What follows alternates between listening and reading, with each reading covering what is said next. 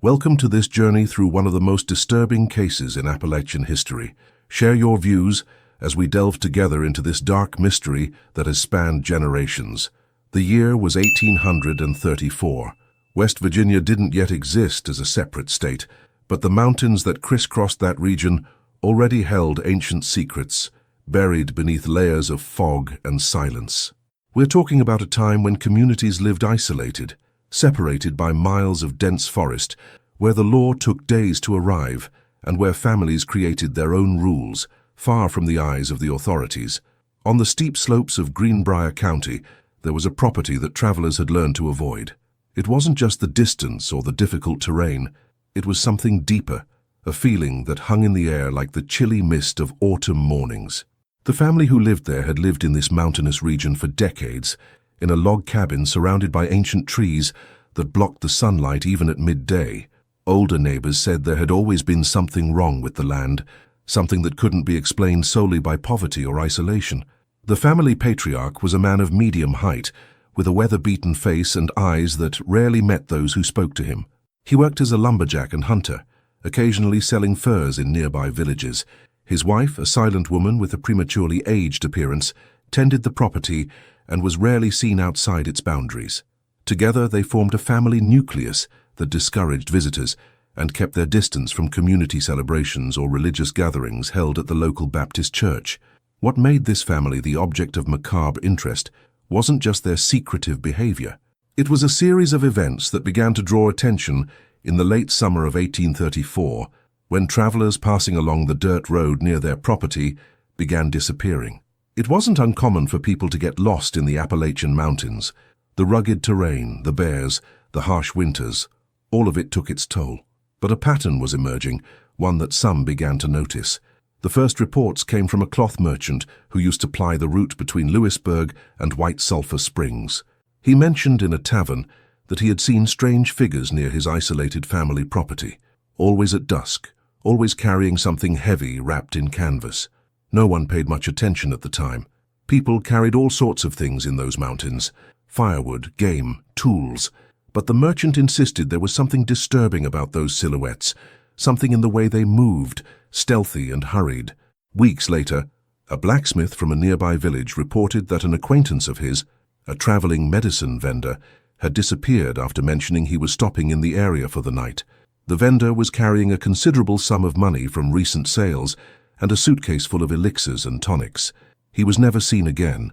His wagon was found abandoned 2 miles away, the horses roaming freely in a clearing, but there was no sign of the owner.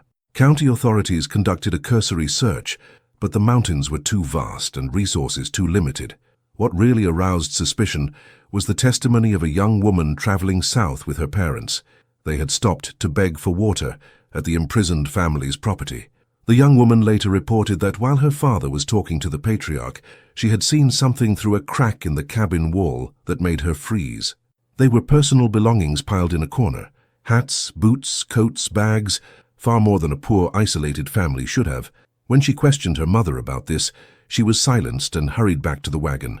This report reached the Greenbrier County Sheriff in early fall. He was a middle-aged man, experienced in handling land disputes and petty thefts, but unfamiliar with investigations of a more somber nature. Still, the frequency of disappearances was causing alarm among travelers along that route. Traders began avoiding the route, preferring longer, safer routes. Community pressure forced the sheriff to act. On October 23, 1834, the sheriff gathered 4 trusted men and rode to the isolated property. The path was steep and the morning fog made visibility almost nil. When they finally spotted the cabin, they noticed smoke rising from the chimney, a sign that someone was home.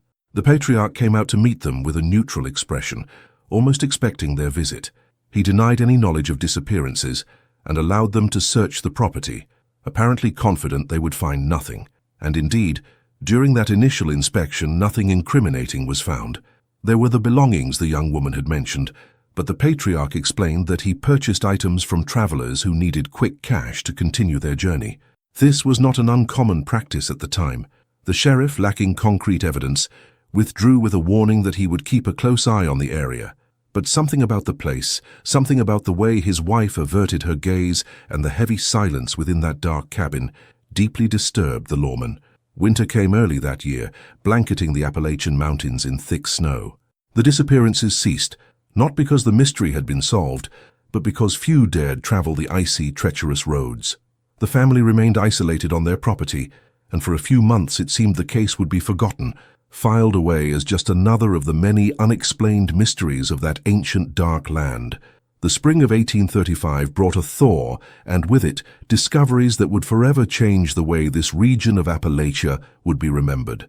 A farmer who lived nearly 5 miles from the reclusive family's property was surveying his land when his hunting dog began digging frantically near a creek that ran through his property line. The animal had sniffed something buried under a thin layer of earth and decaying leaves. What the farmer found there prompted him to immediately retreat and mount his horse toward the nearest village. They were bones. Human bones mixed with fragments of tissue and personal objects that clearly belonged to different people. There was a still partially intact leather boot, a rusty pocket watch, and scraps of clothing that time and the elements hadn't completely destroyed. The farmer, a man of faith and a calm temperament, would later recount feeling a malignant presence in that place, as if the earth itself rejected what it had been forced to keep. The sheriff returned to the area, this time accompanied by a larger force, including a Lewisburg doctor, with basic knowledge of human remains examination. The investigation that followed was meticulous by the standards of the time. They carefully excavated the area around the creek and discovered that it was not an isolated spot. Multiple burials were scattered over a nearly half-mile stretch along the bank. Each hole revealed more disturbing evidence of lives abruptly cut short. The doctor examined the bones and determined that they belonged to at least 7 different individuals, possibly more. There were remains that were clearly those of adult men, identified by their bone structure and size. Objects found with the bodies helped to create a profile of the victims: merchants, travelers, people carrying valuables who had passed along the road that ran near the isolated family's property. Among the recovered belongings was a leather wallet with still legible documents identifying one of the dead as a peddler who had disappeared in August 1834. The connection to the reclusive family became impossible to ignore. The distance between the burial sites and the property, the timing of the disappearances, the profile of the victims, all pointed in the same dark direction. The sheriff organized a larger operation to conduct a second inspection of the cabin, this time with authorization for a full and detailed search. On April 2, 1835, a group of 15 armed men surrounded the property at dawn. The patriarch tried to maintain his innocent demeanor, but the tension was palpable. His wife remained inside the cabin, refusing to come out even when ordered. The men began searching every corner of the property, turning over floorboards, inspecting the makeshift barn, and digging around the cabin. It was in the basement, a narrow, damp space beneath the main building, that they made the most incriminating discovery. There, hidden beneath sacks of grain and rusty tools, they found a locked wooden chest. When they forced the lock, they found a macabre collection, dozens of personal items that clearly belonged to different travelers. There were wallets, watches, rings, pieces of jewelry, identity documents, personal letters still folded in their envelopes. It was like a silent catalogue of lives cut short, an inventory of the greed that had motivated heinous crimes. Among the objects was something even more disturbing, a notebook filled with handwritten entries. These weren't explicit confessions, but notes about travelers, descriptions of their belongings, estimated values. It was a ledger of horror, kept with a coldness that shocked even the most hardened men present at the search. The dates on the entries went back at least 5 years, suggesting the crimes had been occurring long before 1834. The patriarch was immediately detained. His wife, initially reluctant, eventually revealed information that painted an even bleaker picture of the situation. She claimed she lived under constant threat, that she had witnessed terrible things, but feared for her life if she tried to escape or report her husband. Her testimony described a dynamic in which travelers were lured to the property under various pretexts, offering rest, food, or directions, only to never be seen again. The method, as revealed through interrogations and the evidence gathered, involved nocturnal ambushes. Travelers were approached on the nearby road, usually at dusk when visibility diminished. They were taken to the property with promises of hospitality. Once isolated, away from witnesses, they were attacked and their belongings stolen. The bodies were then transported under cover of darkness to burial sites near the stream, where the soft earth made the work easier. The local community was in shock. families who had lived in those mountains for decades, unaware of a predator among them. Travelers who had passed that road on dark nights, unaware of the danger that lurked. The story quickly spread through Virginia newspapers, reaching as far as Richmond. It was a scandal that exposed the vulnerabilities of travel routes in isolated regions and the difficulty of maintaining order in vast, sparsely populated territories. The patriarch was taken to the county jail, while authorities continued to investigate the full extent of the crimes. Further searches were conducted on the property and surrounding areas. They found tools used in the crimes, axes and knives hidden in strategic locations. There were also stolen provisions, canned food, medicines, and items travelers had accumulated over the years. The trial was scheduled for the summer of that year. Anticipation was enormous. People traveled from distant counties to witness the proceedings that promised justice for so many lost lives. The makeshift courtroom in the small town of Louisburg barely held the crowd that gathered to watch. It was a rare moment in those days when the law could actually catch up with a criminal who had operated in the shadows for so long. The evidence presented was overwhelming. Witnesses reported disappearances. Experts confirmed that the bones found matched the reports of missing persons, and the recovered objects were identified by victims' families. The notebook was read aloud in court, causing horror and outrage. The wife testified, describing years of terror under the same roof as a killer, her trembling voice echoing off the wooden walls of the courtroom. The patriarch remained silent for most of the trial, his face an unreadable mask. He showed no remorse, offered no explanation, and begged for mercy. He seemed beyond the reach of normal human emotions, a creature driven only by greed and opportunity. His court-appointed attorney had little to offer in his defense beyond technical arguments about the chain of evidence. The verdict came after 3 days of deliberations. Guilty of multiple murders. The sentence, pronounced by the judge in a grave and solemn voice, was death by hanging. The execution was scheduled to take place in a public square on August 15, 1835. It was a common practice at the time, a way to demonstrate that justice had been served and to deter others who might consider similar crimes. The news spread quickly throughout the Appalachian region. In the days leading up to the execution, the county jail received curious visitors and victims' families. Some came seeking answers, wanting to understand why their loved ones had been singled out, whether there had been suffering, whether there had been any motive beyond pure greed. The condemned man rarely spoke, and when he did, it was only to ask for food or water. There were no emotional confessions, no pleas for forgiveness, just a heavy silence that left everyone even more disturbed. A local pastor attempted to offer spiritual comfort to the condemned man, visiting him several times in his cell. The priest would later report that he had never encountered a soul so closed off, so impervious to the message of redemption. It was like trying to reach someone through an insurmountable wall. The patriarch listened to the prayers in silence, his eyes fixed on the iron bars of his cell, showing no interest or remorse. For the pastor, it was the most disturbing experience of his 20 years of ministry. Meanwhile, the family's mountain estate became an object of morbid fascination.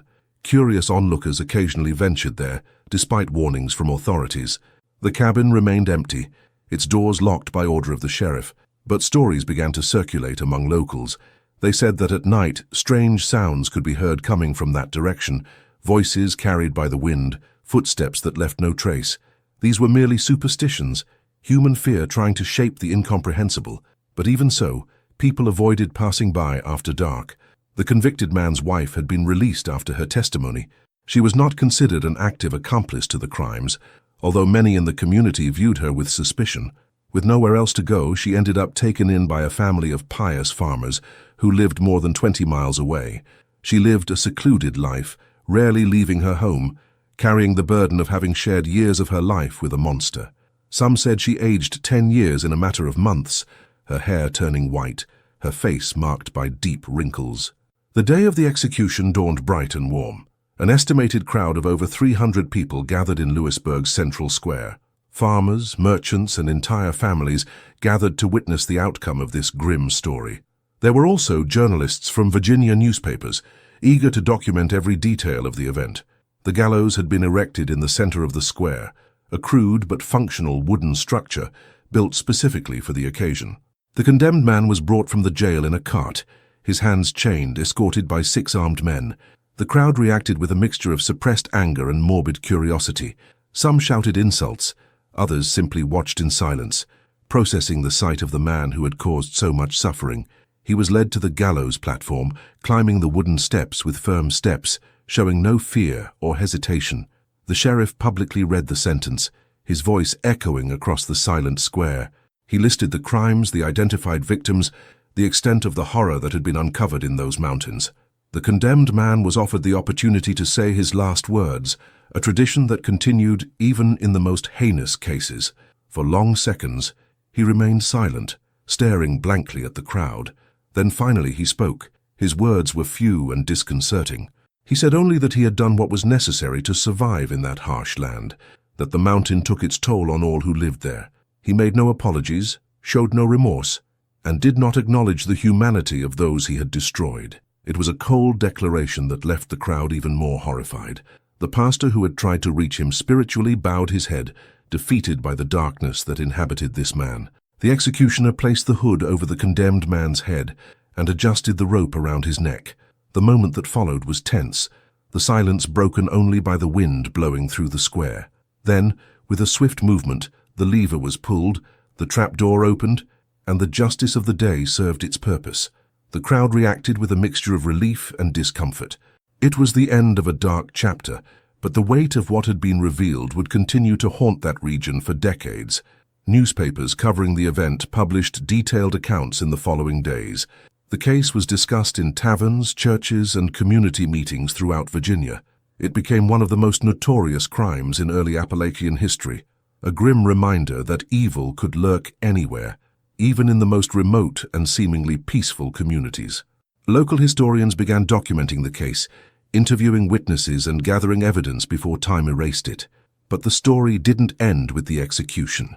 In the months that followed, new information began to emerge.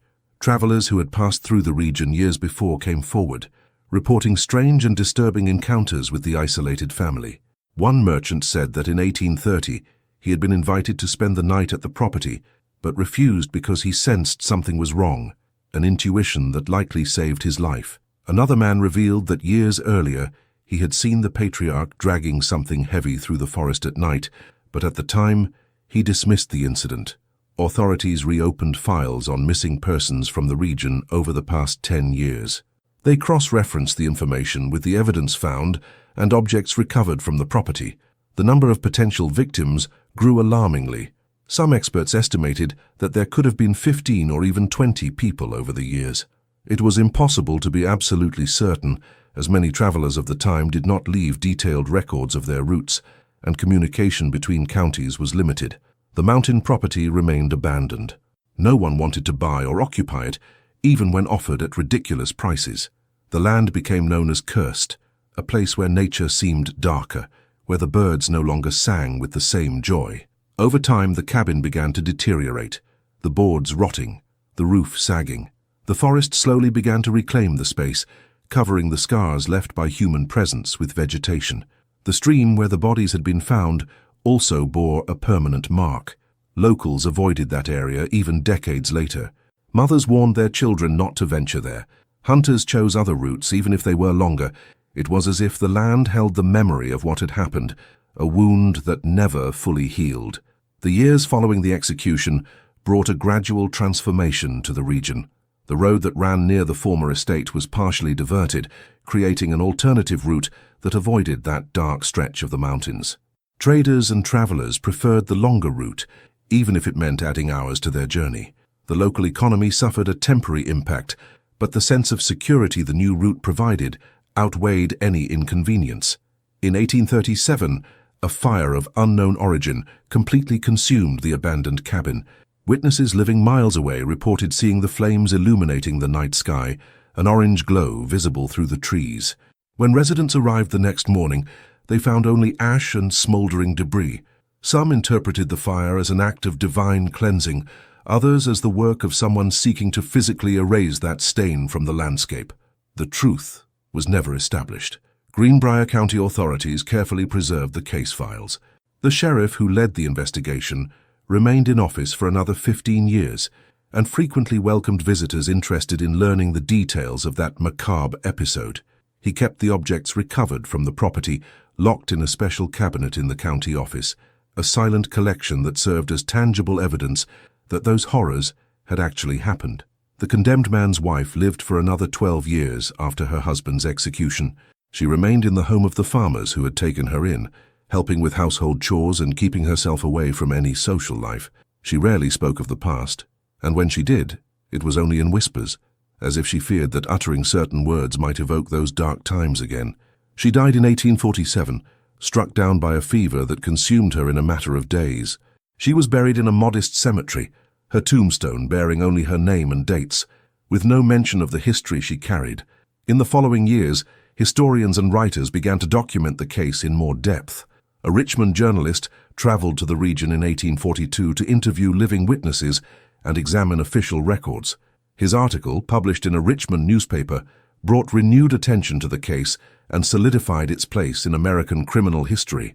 It was an early example of investigative journalism applied to serial crimes, a precursor to a genre that would become commonplace only decades later.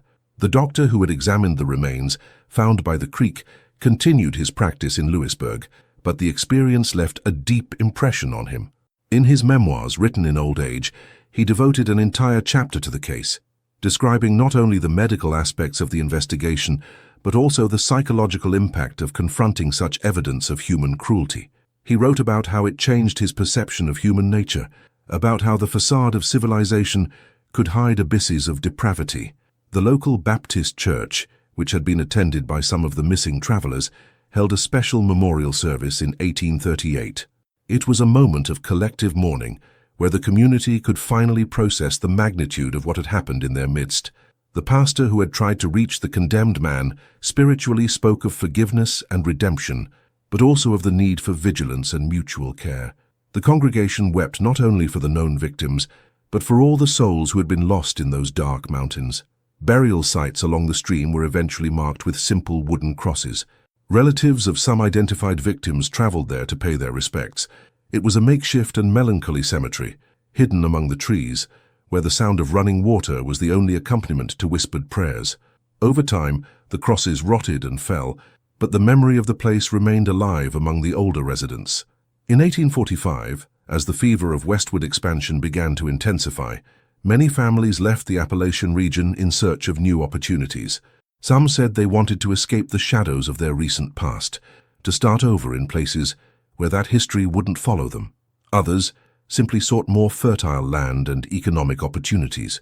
Either way, Greenbrier County's population temporarily declined, leaving vast areas even more isolated and silent. But not everyone left.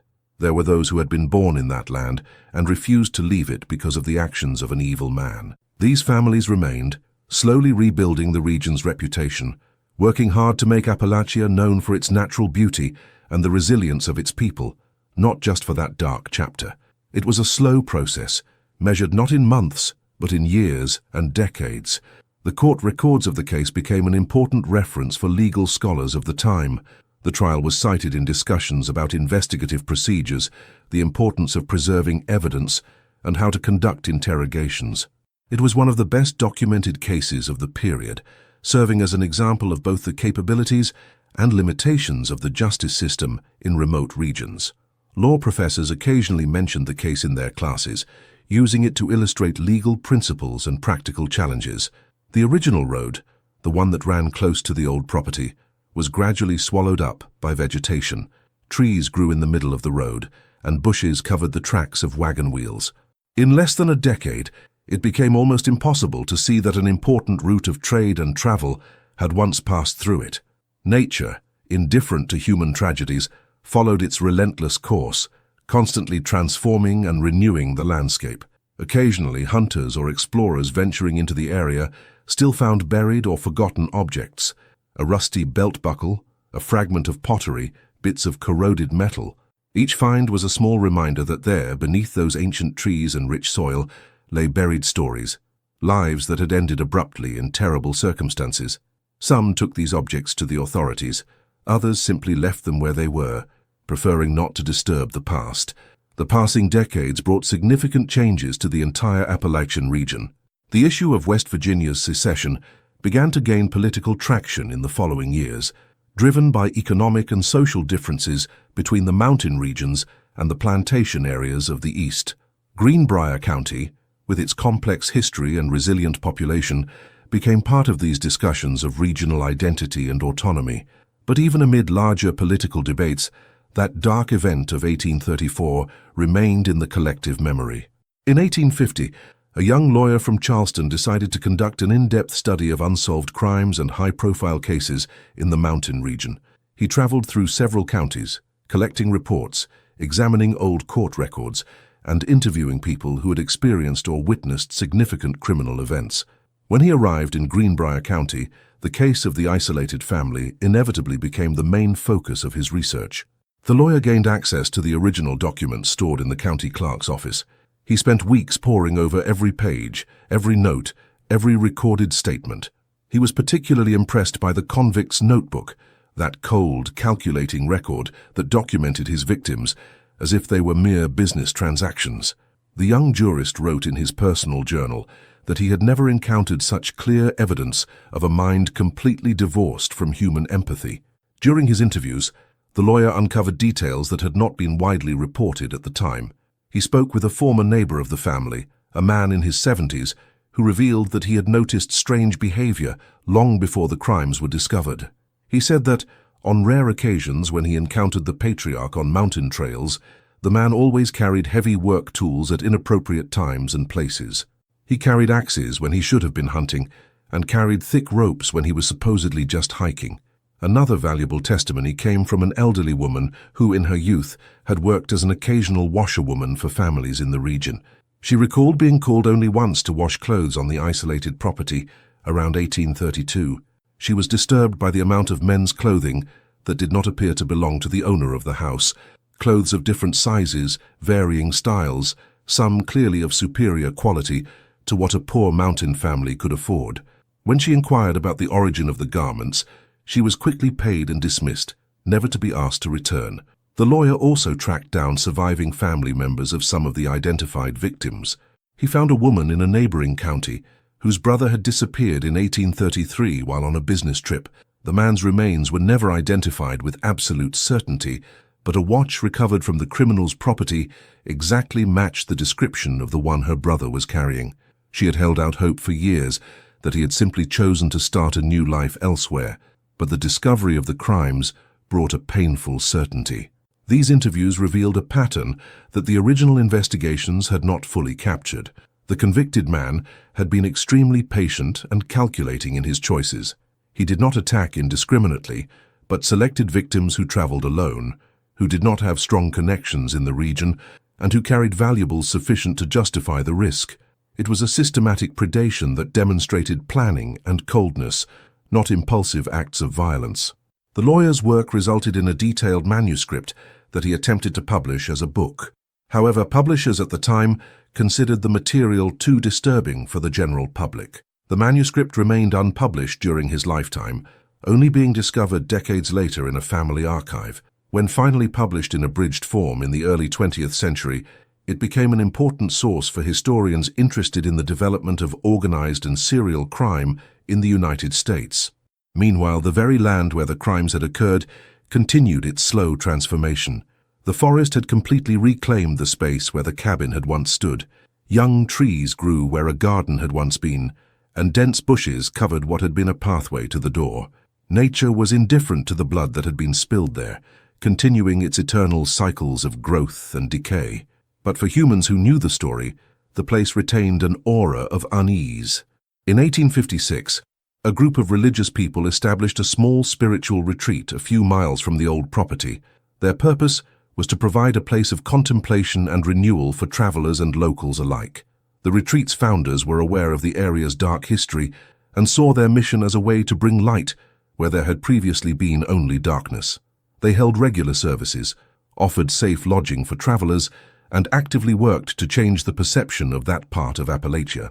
The retreat gradually became a positive landmark in the region. Travelers began planning their itineraries to include a stop there, knowing they would find genuine hospitality and safety. It was a stark contrast to the false hospitality that had been used as a trap decades earlier. Slowly, very slowly, the region began to recover from its tarnished reputation. But the stories persisted. Around campfires on cold nights, in taverns during the long winters, in whispered conversations between travelers, the story continued to be told and retold. Each telling added small variations. Some details were exaggerated, others omitted. It was the natural process by which historical events become legends. Yet at the core of each version, the essential truth remained. There in those mountains there had been someone capable of treating human lives as mere obstacles between him and his material desires. The county's official records continued to be consulted periodically.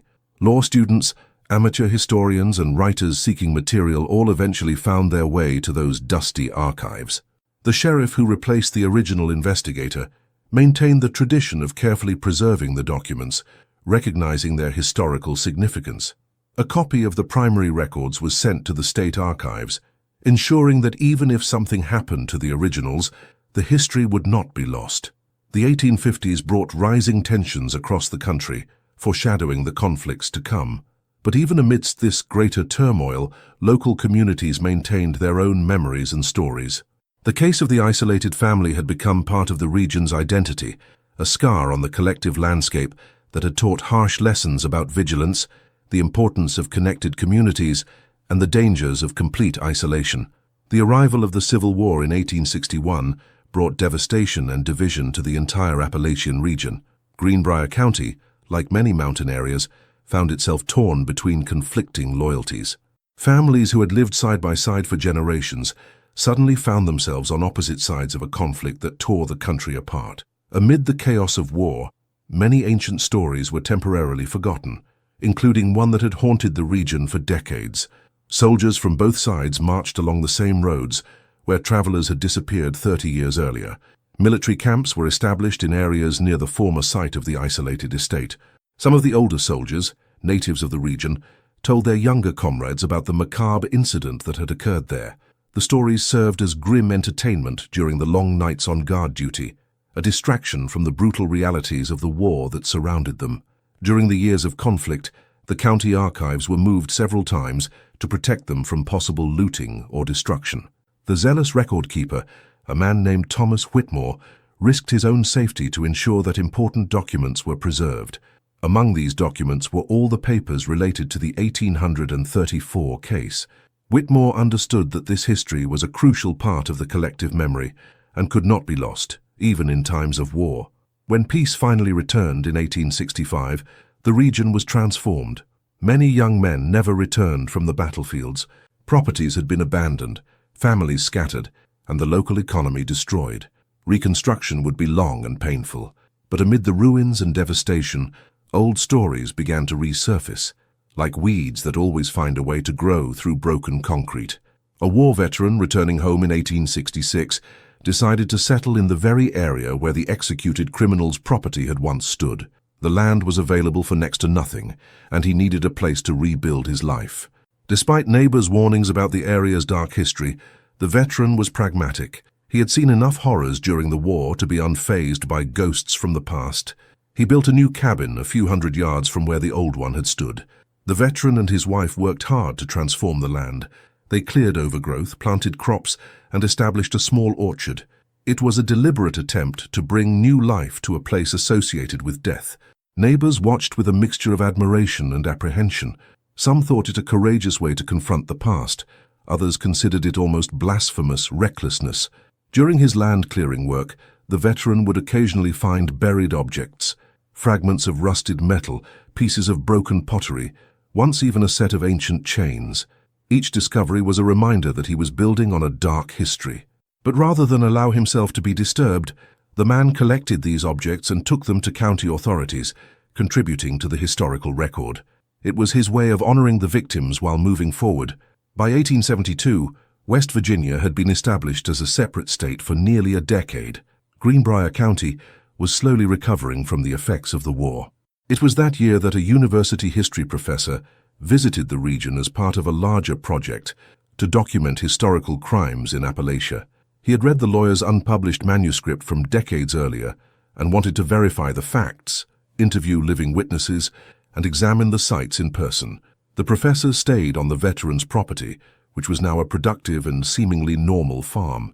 At night, sitting on the cabin's porch, the veteran would tell the professor about his experience living in that place steeped in history. He spoke of how, in the early months, he listened suspiciously to every sound in the forest, and how his wife had trouble sleeping, wondering what had happened on that soil. But over time, hard work and the routine of farm life had normalized the space. The professor also visited the site where the bodies had been found by the stream. Nearly 40 years had passed, and nature had completely transformed the area. There were no longer any visible signs of the excavations. The wooden crosses had long since disappeared. Only the constant sound of running water remained, indifferent and eternal. The scholar spent hours there taking notes, trying to imagine what the initial discovery had been like, how the investigators of the time had conducted their work under the primitive conditions available. During his stay, the professor managed to interview 3 people who had witnessed the execution in 1835. All were elderly, their memories inevitably affected by time, but their accounts retained vivid details. An 80-year-old woman remembered the blank expression on the condemned man's face, as if he were disconnected from the reality around him. A 76-year-old man recalled the heavy silence that fell over the crowd as the sentence was carried out, a silence unlike any other he had experienced. The professor's work resulted in an academic article published in 1874 in a journal specializing in American criminal history. It was the first truly academic analysis of the case, placing it within the broader context of crime in the 19th century United States. The professor argued that the case demonstrated how, even in seemingly disorganized frontier societies, justice systems could function effectively when the community mobilized. The article brought renewed attention to the case. Newspapers in Charleston and even neighboring states published summaries, reintroducing the story to a new generation. Some readers were shocked to discover that such a horror had occurred in their state. Others, especially older locals, simply shook their heads, remembering that they had always known the story, passed down orally through the generations. In 1878, the county decided to install a small memorial plaque near the site of the former property. It wasn't meant to glorify the crimes, but to recognize the victims and the importance of history. The plaque was placed discreetly, with simple text mentioning only that a tragedy had occurred there in the previous century, and that it should serve as a reminder of the importance of community vigilance and mutual protection. The plaque installation ceremony was modest, attended by a few dozen people. The veteran, who now lived on that land, gave a brief speech about how history should not be forgotten, but also should not forever define a place. He spoke of redeeming the land through honest labor, about how the living had a responsibility to create positive meaning, even in places marked by tragedy. It was a moment of collective reflection, a way for the community to process and integrate that dark history into its larger identity. The last 2 decades of the 19th century brought significant changes to the entire Appalachian region. Industrialization began to reach even the most remote areas, with the construction of railroads cutting through the mountains. Greenbrier County saw the arrival of new residents, people from other parts of the country seeking opportunities in logging and mining. These newcomers lacked the burden of local history, and this brought a different perspective on the story that had defined the region for so long. In 1883, a small library was established in Lewisburg. It was an ambitious project for a town still recovering from the effects of the war. The founding librarian, an educated man from Baltimore, insisted on creating a section dedicated to local history. He requested copies of the key documents from the 1834 case from the county archives, which were carefully transcribed and bound for preservation and public reference. It was the first time the records were accessible to any interested citizen. The availability of these documents sparked renewed interest. Students, amateur writers, and the curious began examining the original accounts. Some were fascinated by the investigative aspects of the case, studying how authorities at the time had worked with limited resources. Others focused on the psychological aspects, trying to understand the mind of someone capable of committing such acts repeatedly for years. It was a grim form of education, but an education nonetheless. In 1887, a young local journalist decided to write a series of articles revisiting the case after more than 50 years. He traveled the region, photographing the relevant locations with the new photographic technology that was becoming more accessible. The images showed the creek where the bodies were found, now peaceful and surrounded by lush vegetation. They showed the area of the former property, transformed into a productive farm. They showed the square in Lewisburg where the execution had taken place, now a bustling commercial space. The journalists' articles were published over several months and sparked heated debate. Some readers found it morbid to relive the story. Others argued that it was important to keep the memory alive as a warning. A particularly heated debate arose over the appropriateness of including details about the identified victims, with some distant relatives expressing discomfort with the public exposure of their family tragedies. In 1890, the veteran who had established his farm at the scene of the crimes died of natural causes at the age of 68. His children, who had grown up on that land without ever experiencing anything unusual or disturbing, inherited the property. To them, it was simply the place where they were born and raised, not a place haunted by ancient crimes. It was a testament to how time and normal life can eventually overshadow even the darkest stories.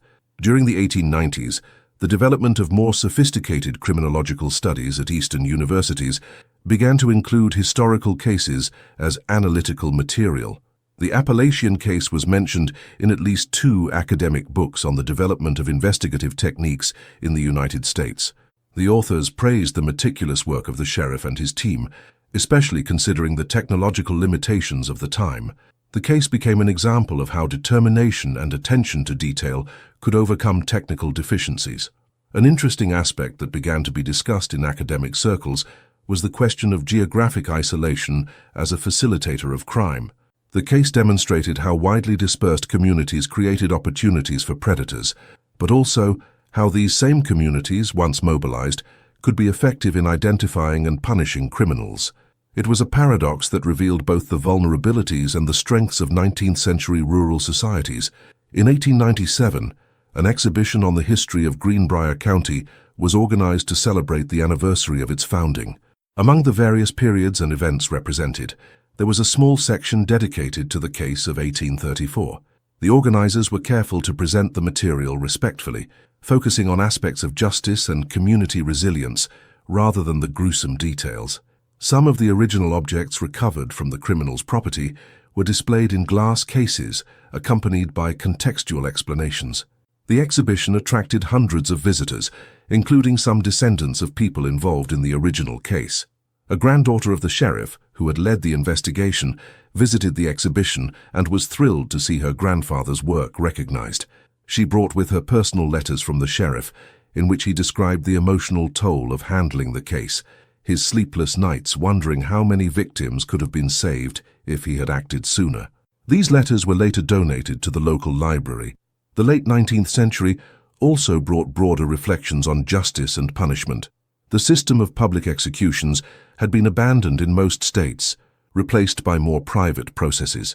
Looking back at the execution of 1835, many recognized that, while it served the purpose of demonstrating that justice had been served, there was also something barbaric about turning someone's death into a public spectacle, even if that person was a convicted criminal.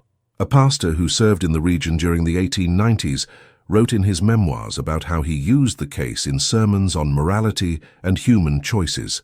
He was careful not to glorify the crime, but he used the story as an illustration of how small choices and rationalizations could lead a person down increasingly dark paths. For him, the case was a reminder that moral conscience needed constant cultivation, that no one was immune to the possibility of inner corruption.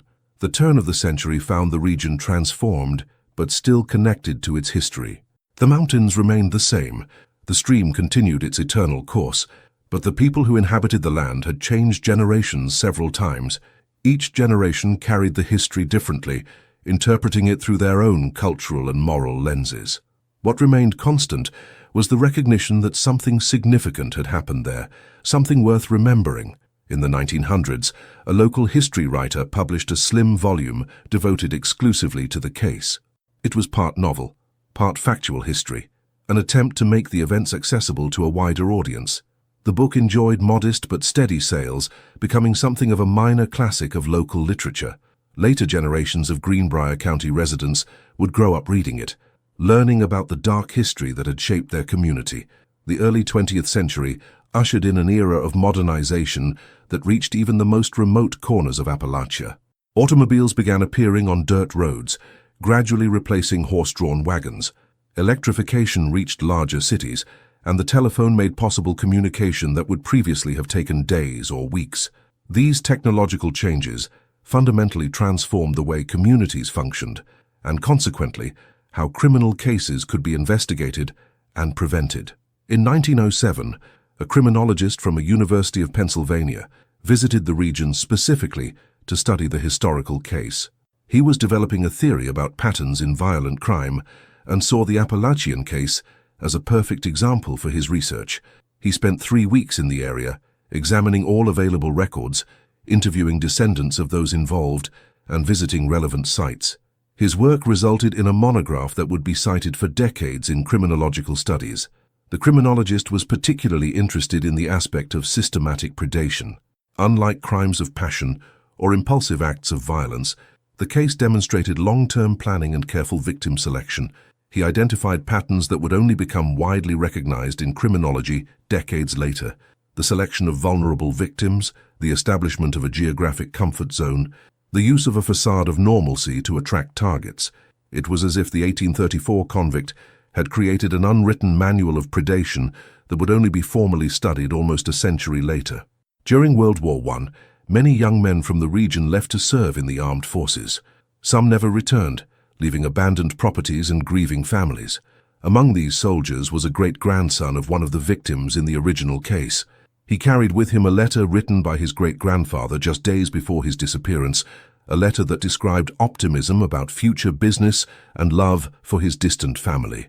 The soldier was killed in action in France in 1918, and the letter was eventually donated to the Louisburg Library, becoming one of the few surviving personal documents of a victim.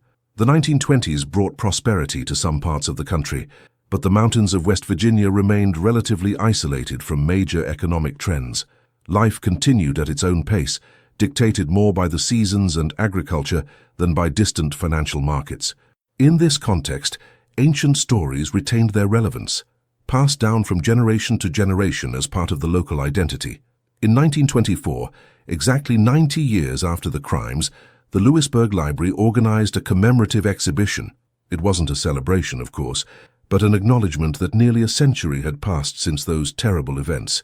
The exhibition included old photographs, copies of original documents, maps of the region showing relevant locations, and a detailed timeline of the events. A novel aspect of the exhibition was the inclusion of broader historical context, showing how the case fit into the larger history of the region and the country.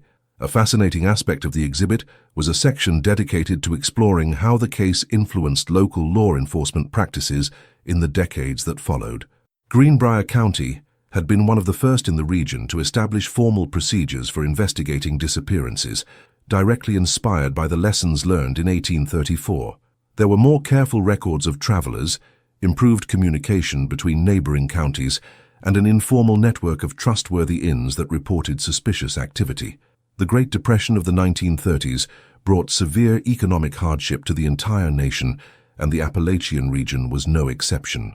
Ironically, some historians have noted that during this period of extreme poverty and despair, there was no corresponding increase in serious violent crime in the area.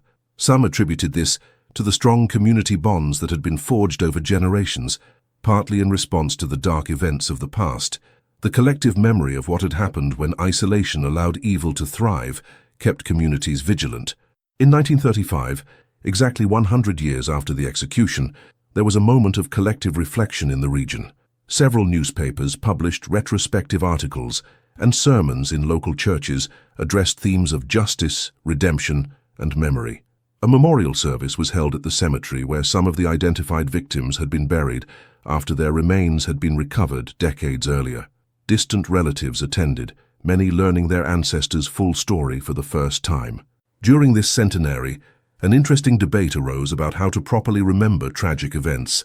Some argued that keeping the memory alive was important to honor the victims and maintain vigilance against similar crimes. Others felt that a century was enough time, that it was time to let the past rest in peace. There was no consensus, but the debate itself demonstrated how the community had matured in its ability to process historical trauma. World War II once again drove young people from the region away, some never to return, but those who returned brought with them experiences that put local events in a different perspective.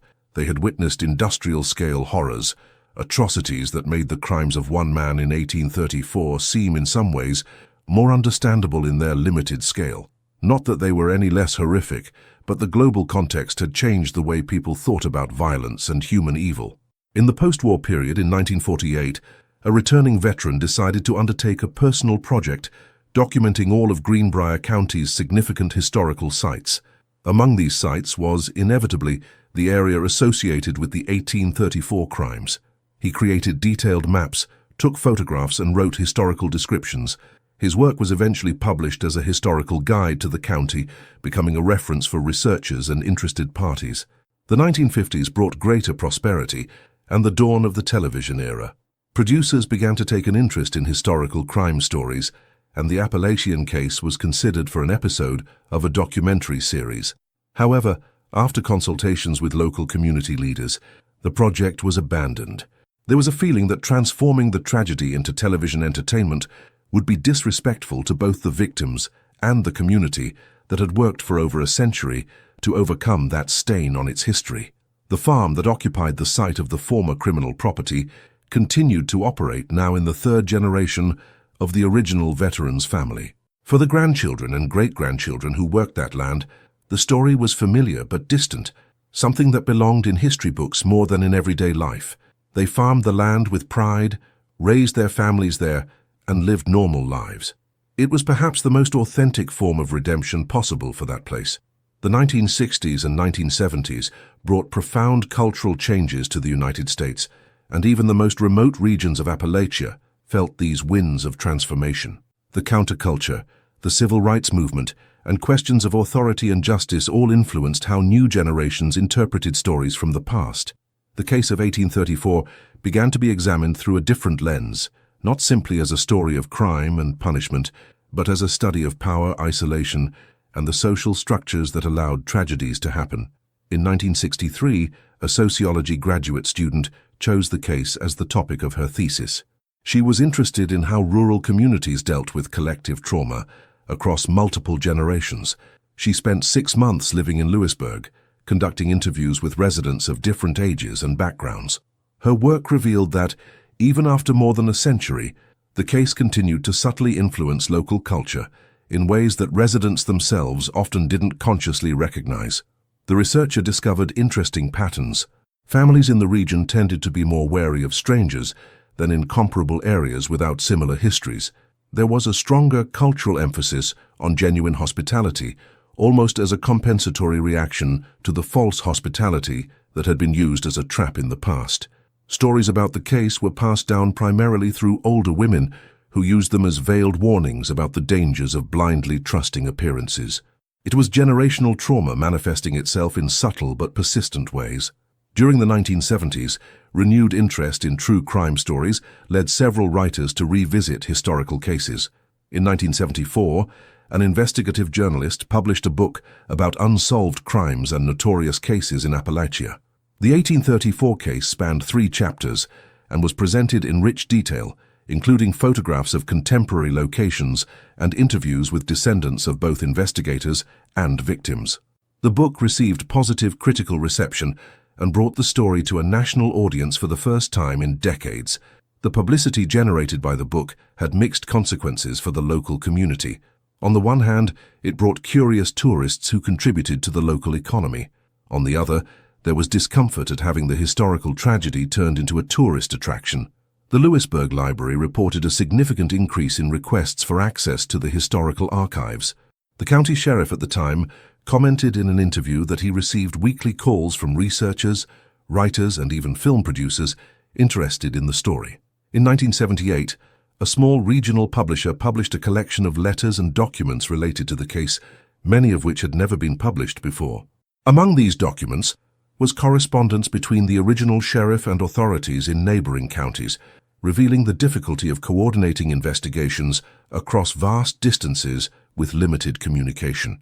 There were also letters from victims' families, expressing gratitude for justice being served, but also profound sadness for the lives lost. These documents humanized the story in ways that factual accounts could not. The 1980s saw the emergence of new forensic investigation technologies. Forensic anthropologists at West Virginia University expressed interest in re-examining the recovered remains, using modern techniques that could reveal information unobtainable in the 19th century. However, most of the remains had long been buried, and there was community resistance to the idea of disturbing them again. The consensus was that the victims had been disturbed enough and deserved to rest in peace. In 1984, 150 years after the crimes, a significant memorial ceremony took place. It was different from previous commemorations, focusing more on reflection than on the details of the case. A modest monument was erected near the site where the bodies had been discovered by the stream. The inscription was simple and respectful, mentioning only that victims of crimes committed in the mid-19th century had been found there, and that their memories served as a reminder of the importance of vigilant and compassionate communities. The ceremony drew about 100 people, including the governor of West Virginia, who gave a brief address about how the state had evolved in terms of law enforcement and citizen protection since those dark days. Local historians presented lectures contextualizing the case within the larger history of the region. There was also a moment of silence in respect not only to the known victims, but also to those who were never identified, whose stories were lost to time. During the 1990s, the Internet began to democratize access to historical information. Local history enthusiasts created websites dedicated to the Appalachians, and the case of 1834 inevitably appeared on these pages. Some sites were well-researched and respectful, others sensationalist and inaccurate. The Lewisburg Library responded by creating its own official website with digitized documents and verified information, attempting to maintain control over the narrative and ensure historical accuracy. In 1995, an independent documentary filmmaker obtained permission to film a short film about the case. He worked closely with local historians and community leaders to ensure the result was respectful and educational. The 30-minute documentary focused on both the criminal history and the process of community healing across generations. It was screened at regional film festivals and eventually acquired by an educational broadcaster, reaching a modest but engaged audience. The late 20th century found the Appalachian region very different from how it was in 1834, but still connected to that dark history in complex ways. The mountains remained, the stream continued its eternal course, but everything else had been transformed by time. Paved roads replaced dirt trails. Instant telecommunications replaced letters that took weeks. A diversified economy replaced dependence on subsistence farming. Yet some things remained constant. The importance of community, the need for mutual vigilance, the value of preserving history even when it was uncomfortable.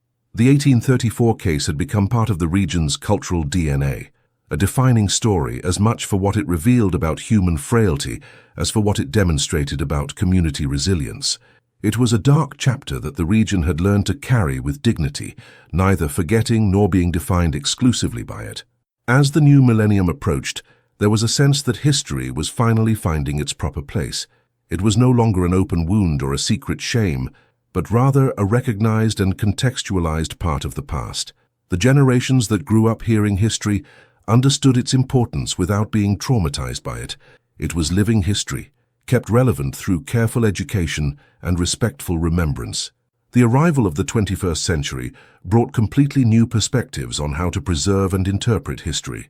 Digital technologies allowed historical archives to be not only preserved, but also shared globally in ways unimaginable to previous generations. In 2004, the Lewisburg Library launched an ambitious project to completely digitize all documents related to the 1834 case. Every page, every record, every historical photograph was carefully scanned and catalogued, creating a digital archive accessible to researchers anywhere in the world. The digitization project uncovered documents that had been forgotten for decades. Among them was a personal diary from one of the men who participated in the initial search of the property in 1835. His notes provided visceral details about the experience of uncovering the evidence, describing not only what they found, but how it affected them emotionally. He wrote about nightmares that haunted him for months, about how the experience changed his view of human nature, about how he prayed every night for the souls of the unknown victims. In 2010, almost 180 years after the crimes, a professor of forensic anthropology proposed using modern mapping and soil analysis techniques to identify whether there were other burial sites that had never been discovered. The proposal sparked heated debate in the community. Some argued that it was important to seek out all possible victims, to give them recognition and dignity. Others felt that so much time had passed that it was better to let the past rest, that new discoveries would only reopen old wounds without bringing any real benefit. After months of discussion, a cautious consensus was reached. A non-invasive investigation using ground-penetrating radar and other technologies that didn't require immediate excavation would be permitted. If anything significant was found, further discussion would follow. The investigation was conducted during the summer of 2011, with a team of experts using state-of-the-art equipment to map the area surrounding the creek and the former property. The results were both revealing and disturbing. The radar identified at least 3 additional anomalies in the soil that displayed characteristics consistent with ancient burial sites. There were also indications that the disposal area was larger than the original investigations had determined. However, without physical excavation, it was impossible to definitively confirm what was buried in those locations. The community decided to discreetly mark the identified areas and leave them untouched, recognizing that some questions might be better left unanswered. In 2015, a local artist created a memorial installation at the county museum. It was a contemplative piece that combined historical elements with contemporary reflections on violence, justice, and memory. It included silhouettes representing known victims, accompanied by empty spaces for unknown victims.